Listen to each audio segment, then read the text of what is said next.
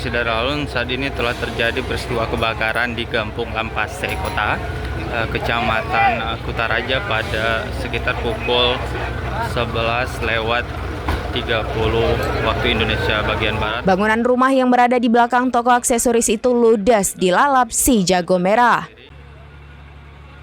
Berdasarkan keterangan yang diterima Serambi di lokasi kejadian perkara, saat ini hanya satu rumah yang terbakar. Pantauan Serambi di lokasi kejadian, saat ini petugas masih terus berjibaku melakukan upaya pemadaman.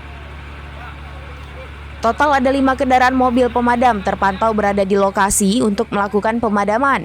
Proses pemadaman juga turut dibantu oleh masyarakat setempat.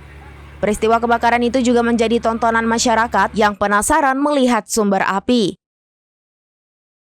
Kondisi bangunan rumah yang berada di belakang toko membuat petugas sedikit kesulitan melakukan pemadaman. Download Tribun X sekarang.